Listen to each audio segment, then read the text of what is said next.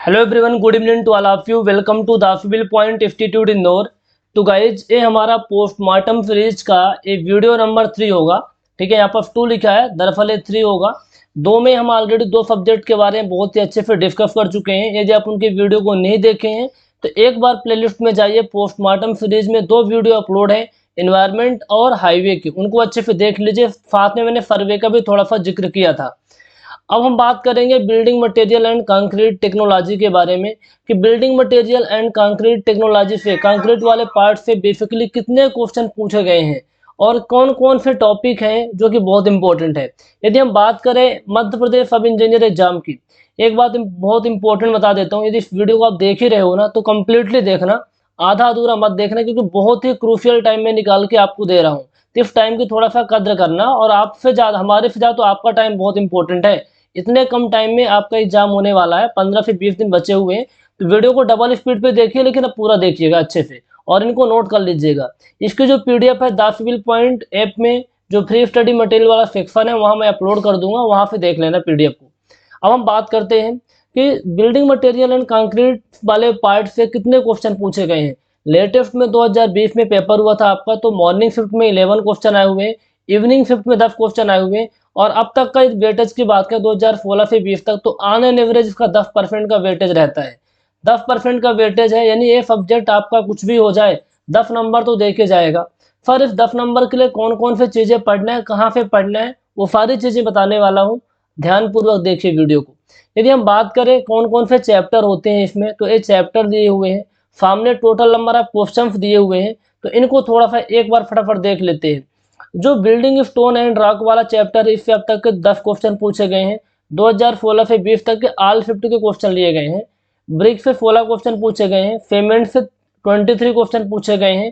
Concrete से 48 question पूछे गए हैं। टिम्बर एंड वुड वाले जो टॉपिक है उससे 10 क्वेश्चन पूछे गए हैं।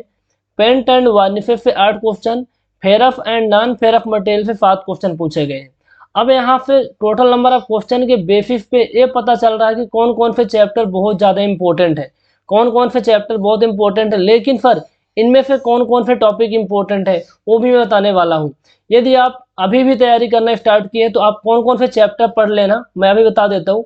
पहला, दूसरा, तीसरा, चौथा, पाँचवा, ये 5 चैप्टर तो पढ़ के जाना ही पड़ेगा सिलेक्शन के लिए। आप इन 2 चैप्टर को इग्नोर कर सकते हैं, लेकिन ये 5 चैप्टर पढ़ के जाना होगा, बहुत इंपॉर्टेंट है। लेकिन इन 5 चैप्टर में कौन कौन से टॉपिक इंपॉर्टेंट है उनको बताने वाले हैं। हमने आपको 80-20 का रूल बताया था कि 20% ऐसे टॉपिक होते हैं जो 80% वेटेज कवर करते हैं, 80% क्वेश्चन को कवर करते हैं। ठीक है, तो उन टॉपिक को हम बताने वाले हैं। ठीक है,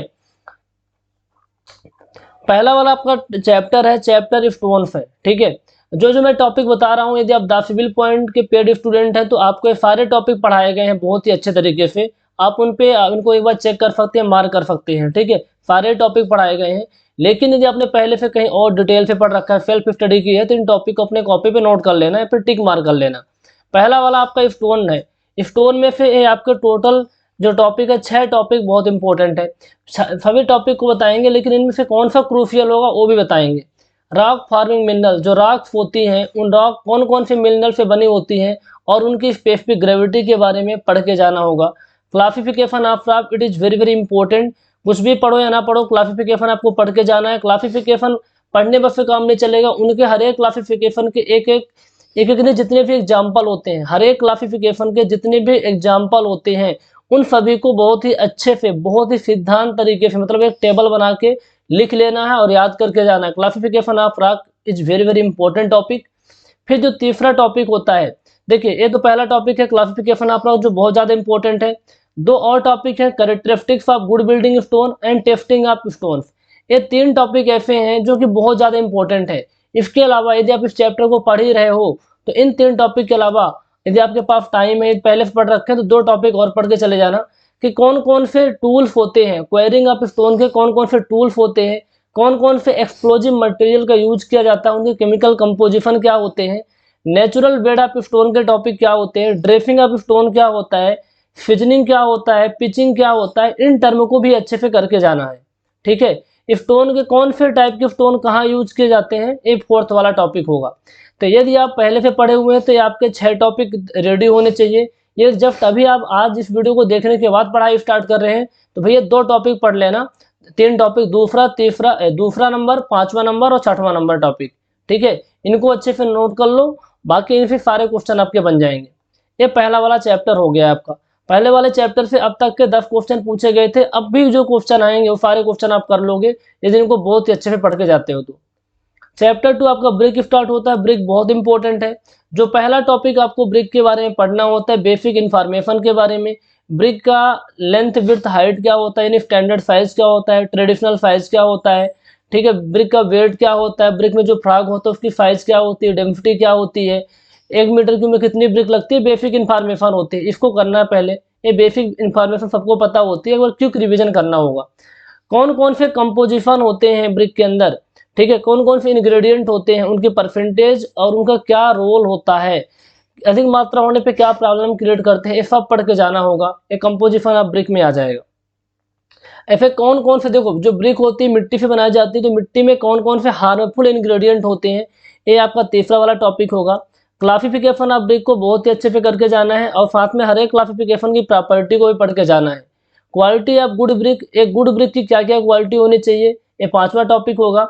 6th टॉपिक में आपको ये देखना है कि मैन्युफैक्चरिंग ऑफ गुड ब्रिक, यानी जब ब्रिक बनाते हैं तो कौन कौन सी प्रोसेस होती है, उन प्रोसेस का क्रोनोलॉजिकल आर्डर पता होना चाहिए, यानी एक क्रम से आर्डर पता होना चाहिए। साथ में उनके पर्पज पता होना चाहिए, ये पता होना चाहिए पग मिल कब यूज करते हैं, पानी कब मिलाते हैं, सैंड कब मिलाते हैं, सारा चीज़ पता होना चाहिए। टेस्टिंग ऑफ ब्रिक, ब्रिक में कौन कौन से टेस्ट करते हैं, उन टेस्ट के कौन कौन से इक्विपमेंट होते हैं और उनकी वैल्यू क्या होती है, किस पर्पज के लिए कौन सा टेस्ट होता है, ये 3 चीज़ पढ़ना होगा टेस्टिंग ऑफ ब्रिक के बारे में।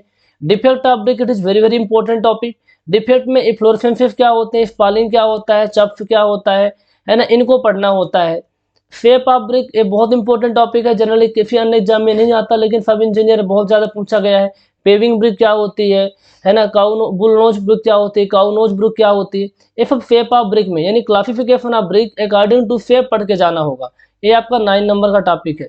तो हमने क्या बताया आपको, ये ब्रिक वाले चैप्टर में मैंने 9 टॉपिक बताए हैं। इन 9 टॉपिक में पहला टॉपिक तो बहुत ही बेसिक है, दूसरा भी बहुत ज़्यादा इंपॉर्टेंट है, ठीक है। इनमें से सारे ही टॉपिक इंपॉर्टेंट है, इसमें इंपॉर्टेंट और कम इंपॉर्टेंट कहना ज़्यादा सही नहीं है क्योंकि किसी भी टॉपिक से क्वेश्चन पूछ सकते हैं। तो इन 9 टॉपिक को आपको करके जाना है। हार्डली 1 घंटे का टाइम लगता है ब्रिक को अच्छे से रिवीजन करने में। तो ब्रिक वाले चैप्टर के इन टॉपिक को आप क्विकली अच्छे से रिवीजन कर लेना और क्वेश्चन कर लेना, ये बहुत ज़्यादा इंपॉर्टेंट टॉपिक है।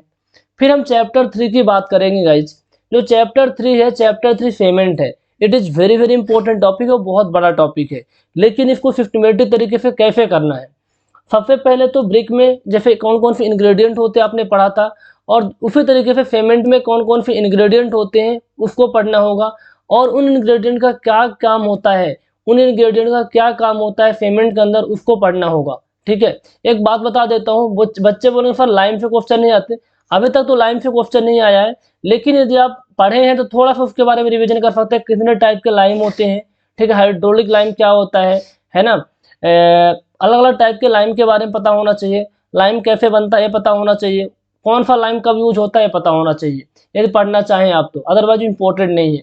तो इंग्रेडिएंट ऑफ सीमेंट के बारे में पढ़ना है और उनके पर्पज के बारे में। कौन कौन से रॉ मटेरियल होते हैं सीमेंट के लिए, चाहे वो कैलकेरियस मटेरियल की बात करें चाहे वो आर्जिलेशियस मटेरियल की बात करें, उन रॉ मटेरियल के बारे में पढ़ के जानो, के नाम पता होना चाहिए। जब सीमेंट का प्रोसेस होता है, सीमेंट बनाए जाते हैं तो बोगस कंपाउंड बनते हैं गाइज, तो उन बोगस कंपाउंड के बारे में, उनकी बोगस कंपाउंड होते हैं, बोगस कंपाउंड लाइट बिलाइट फिलाइट पढ़ते होंगे आप, Fe3F Fe2F Fe3F Fe4F, है ना, जो नाम होते हैं इनको पढ़ना है। फिर इनके बारे में आर्डर पढ़ना है। आर्डर क्या होते हैं, आर्डर के बारे में बता देता हूँ। हीट जिसमें ज़्यादा निकलती है, रेट ऑफ हाइड्रेशन के बेसिस पे, हीट के बेसिस पे इनके आर्डर पता होना चाहिए, ठीक है। Fe3 का काम क्या होता है, Fe2F का काम क्या होता है, Fe4F का काम क्या होता है, कब कितना हाइड्रेशन में टाइम लेते हैं, ये पता होना चाहिए बोगस कंपाउंड के बारे में, ठीक है। कौन कौन से फैक्टर होते हैं जो इफेक्ट करते हैं हाइड्रेशन ऑफ सीमेंट को, जब पानी मिलाते हैं तो हाइड्रेशन होता है, तो कौन कौन से फैक्टर इफेक्ट करते हैं, उन फैक्टर के बारे में जानना है। जब सीमेंट वाटर रिक्वायरमेंट क्या होता है सीमेंट के लिए, ये भी टॉपिक पढ़ना है। सीमेंट में कौन कौन से टेस्ट किए जाते हैं, इसमें क्या पढ़ना होता है। दरअसल समझिए बात को, टेस्ट ऑन सीमेंट प्रोसीजर ज़्यादा नहीं पढ़ना होता, नाम पता होना चाहिए, किस पर्पज के लिए कौन सा टेस्ट किया गया है, इक्विपमेंट किया है और इम्पोर्टेंट वैल्यू। एक बढ़िया टेबल बनाइए A4 साइज में अपने कॉपी पे, और पहले टेस्ट के नाम, पर्पज, इक्विपमेंट और इम्पोर्टेंट वैल्यू, है ना, रिमार्क करके लिख लीजिए, याद हो जाएगा। टेस्ट ऑन पेमेंट में ऐसे करके जाना होता है, बहुत ज़्यादा इंपॉर्टेंट है। टाइप्स ऑफ पेमेंट, किस टाइप की पेमेंट में, थोड़ा सा जब टाइप्स ऑफ पेमेंट पढ़ते हैं ना तो वहाँ पर इंग्रेड वो भी आ जाता है, ब्लॉक ऑफ कंपाउंड, कि C3F किस में ज़्यादा होता है, C2F किस में ज़्यादा होता है, क्विक फिटिंग पेमेंट क्या होती है, लो हेड पेमेंट क्या होती है, कौन सी पेमेंट कहाँ यूज होती है। यानी टाइप्स ऑफ पेमेंट में सारे टाइप्स पता होना चाहिए, कौन से टाइप की पेमेंट कहाँ यूज होती है, और किस में कौन सा ब्लॉक ऑफ कंपाउंड की मात्रा ज़्यादा होती है, कहाँ कम होती है, कहाँ यूज होती है। मेरी बात समझ पा रहे हैं? बहुत ही एनालिसिस करके पॉइंट लेके आया हूँ। पेमेंट में बस इतना ही पढ़ना है, ठीक है, सब इतना ही पढ़ना है, जो कि बहुत इंपॉर्टेंट। हालांकि पेमेंट बहुत बड़ा टॉपिक होता है, लेकिन आपके सब engineer exam point of view से 7 टॉपिक बहुत ज़्यादा इंपॉर्टेंट है, इनको अच्छे से करके जाना होगा, इस बात को ध्यान रखिए। तो मैंने 3 चैप्टर आपको बता दिए, पहला स्टोन के बारे में बताया, दूसरा ब्रिक के बारे में, तीसरा पेमेंट के बारे में मैंने बताया। अगला जो हम बात करेंगे गाइस कंक्रीट के बारे में, it is very very important. Concrete वाला टॉपिक बहुत इंपॉर्टेंट है, जैसा पेमेंट वाला था उससे भी ज़्यादा इंपॉर्टेंट है। तो कंक्रीट वाला टॉपिक में क्या क्या पढ़ना होगा, ये बहुत इंपॉर्टेंट है। कई बार क्या होता है, कंक्रीट वाला टॉपिक हम पढ़ के जाते हैं, पेमेंट वाला पढ़ के जाते हैं, लेकिन कुछ टॉपिक छोड़ के जाते हैं। क्या नहीं छोड़ना है ये भी यहाँ पर पता चल जाएगा आपको। पहला जो टॉपिक आप पढ़ोगे, क्लासिफिकेशन ऑफ ग्रेड के बारे में पढ़ोगे, कि किस किस टाइप के ग्रेड होते हैं, कौन कौन से ग्रेड का कंक्रीट बनता है, कौन से एक्सपोजर कंडीशन में कौन सा कंक्रीट यूज करेंगे, उनका रेशियो क्या होता है, M20 का रेशियो क्या होगा, M10 का क्या होगा, M15 का क्या होगा, ये सब पता होना चाहिए। कौन से एक्सपोजर कंडीशन में, है ना, सीवियर है तो कौन सा होगा, नॉर्मल कंडीशन है तो कौन सा कंक्रीट यूज होगा ना, कौन से ग्रेड का वो कंक्रीट यूज होगा, ये पता होना चाहिए। दूसरा होता है मैन्युफैक्चरिंग प्रोसेस। जब आप कंक्रीट बनाते हैं तो मैन्युफैक्चरिंग प्रोसेस होती है, चाहे वो batching, mixing, transportation, placing, compacting, curing. तो भैया मिक्सिंग, और जो मिक्सिंग करेंगे तो कितने टाइप की मिक्सिंग होती है, फिर हैंड मिक्सिंग होती है, मशीन मिक्सिंग होती है, क्योंकि वैल्यू इंपॉर्टेंट है। प्लेसिंग के बारे में इंपॉर्टेंट वैल्यू है, कितने हाइट से प्लेस करेंगे, सेग्रीगेशन ना हो। ये सारे जो टर्म लिखे हैं ना, ये बहुत अच्छे से हमने क्लास में आपको करवाए थे। हर एक बैच के अंदर हमने बहुत ही सिद्धांत तरीके से करवाया हुआ है, और आप कहीं से पढ़े होंगे तो वहाँ भी आपको करवाया गया होगा, ऐसा मैं सोच सकता हूँ। यदि नहीं करवाया गया तो इनको करके जाना है, ठीक है, इनको करके जाना है, सारे वैल्यू को याद कर लेना है।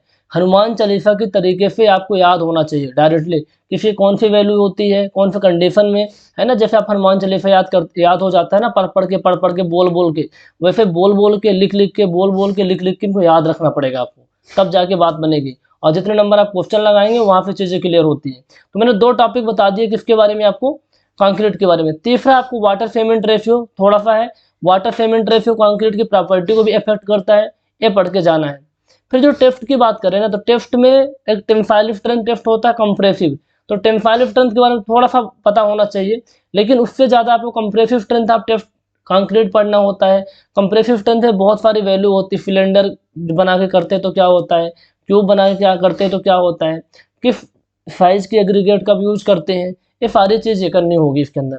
कौन से फैक्टर होते हैं जो कंप्रेसिव स्ट्रेंथ ऑफ कंक्रीट को अफेक्ट करते हैं, उनको ही पढ़ के जाना है। ये 4th टॉपिक होगा।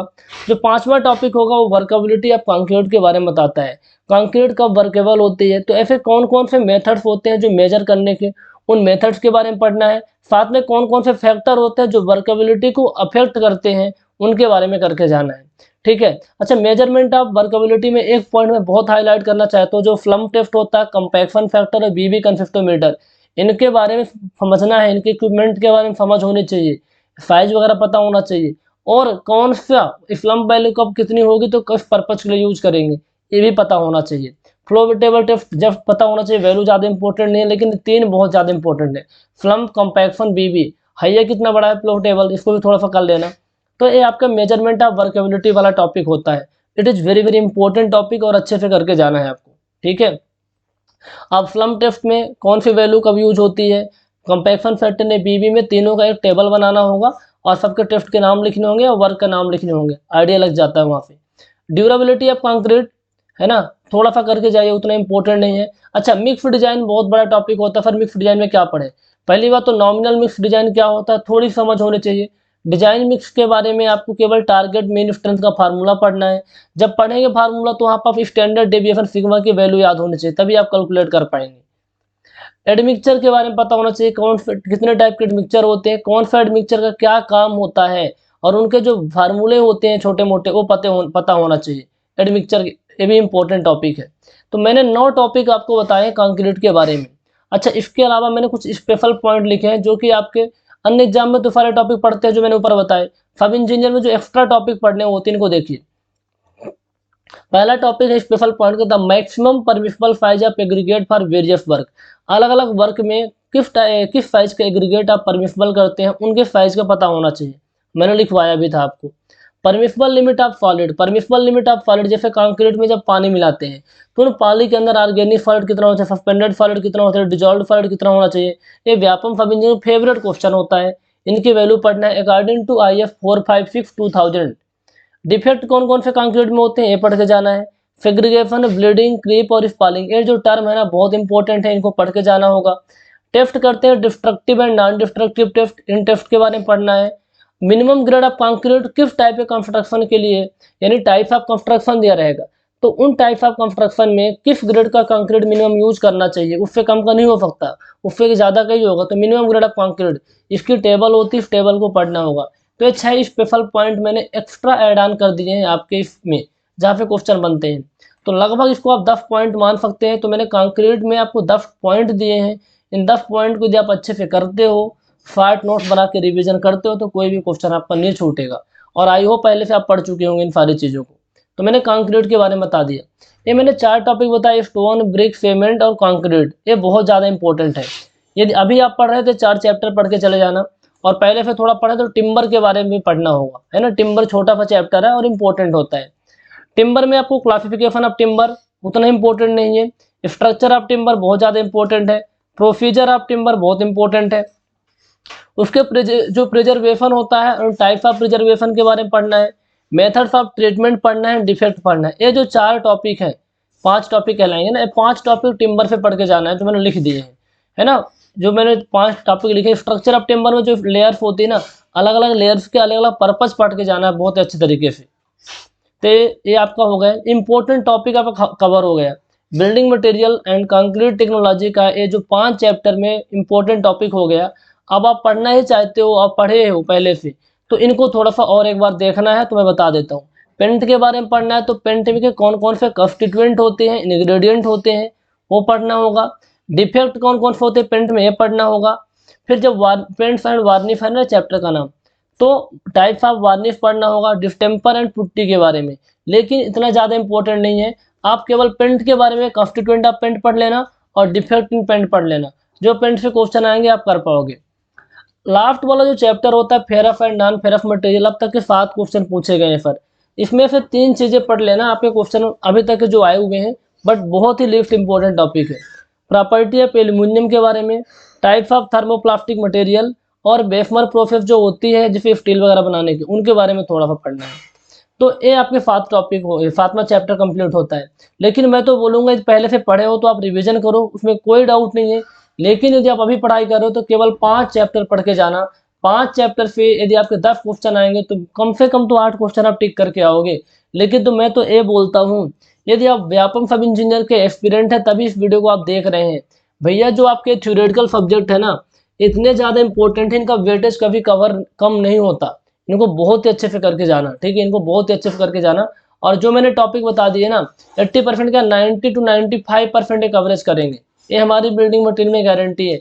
90 to 95% टॉपिक क्वेश्चन यहीं से आते हैं। जो मैं बता रहा हूँ ना, 80% तो सेफर साइज होता है, लेकिन मैं कुछ एक्स्ट्रा भी चीज़ें बता देता हूँ क्योंकि मैंने पढ़ाया है आप लोगों को। तो मैं आपसे यही बोलता हूँ कि आप इसको रिविजन करो, क्वेश्चन करो। तो इनको अच्छे से करके जाना, 90 to 95% क्वेश्चन आप आसानी से बिल्डिंग मटेरियल करके आओगे बहुत ही अच्छे तरीके से। अब एक सवाल आता है, सर हम तो पढ़े ही नहीं है, अभी हम पढ़ाई कर रहे हैं, हमारे पास क्या उपाय है, हम कैसे पढ़ाई करें। भैया आपके पास एक ऑप्शन है, आप यदि खुद से पढ़ाई करने बैठे अभी ना, तो बहुत सारे डाउट आएंगे।